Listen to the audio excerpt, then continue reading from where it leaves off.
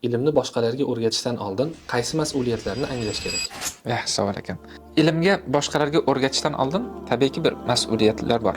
Lekin ilmni o'rgatishda kimga o'rgatayotgani muhim. Misol o'rtog'iga o'rgatish mumkin tushunmagan joyini yoki o'qigan joyini o'zidan kichkina kurslarga o'rgatish mumkin. To'g'rimi? Va texnik ilmlar bor. Ya'ni bizda ulumul a'la deydi. Texnik ilmlar maqsad ilmlar emas, maqsadga olib boruvchi ilmlar. Bunda iloji boricha talaba ko'proq o'rgatsin. O'rtog'iga ko'proq tushuntirib bersin, o'zidan kichik ukasiga ko'proq tushuntirib bersin ki bu o'rgangan narsasini nima qiladi?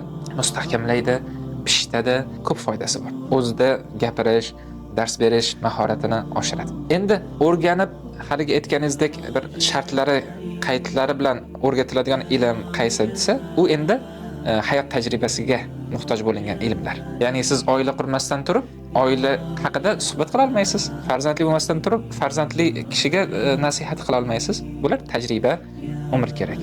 Yoki islomni tatbiq qilish masalasida, yoki bir ulamolarga yoki diniy vaziyatga baho berish masalasida bunda shoshmaslik kerak.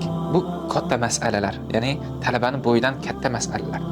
Bularda o'rganish kerak, ko'proq eshitish kerak. Chunki tajribaga asoslanmagan bo'ladi, aytayotgan gapi gavdasidan katta gaplar bo'ladi va o'zini juda ko'p xatarlarga tushirib qo'yadi. Shuning uchun bu masalalarda yosh kerak, tajriba kerak. Unda sukut qilib turgan yaxshi.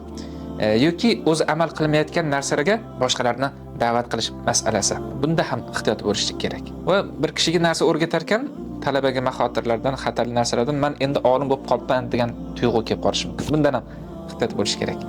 Ya'ni men tamom o'zim tushunyapman, o'zim kitobni o'qiyapman, o'zim o'qib ketaverar ekanman degan tajribalarni yashaganmizda. 1 yil, 2 yil, 3 yil o'qiydi, bo'ldi men u yoqqa o'qib ketaman deydi. Yo'q.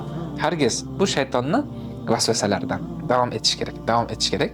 Vasvasa bo'ldi deb o'sha joyda ustozdan davom etish kerakki, keyin biladi natijasini. Chunki shayton ukalar, sizlarni qanday bo'lmasin bu yo'ldan olib chiqib ketishmaydi.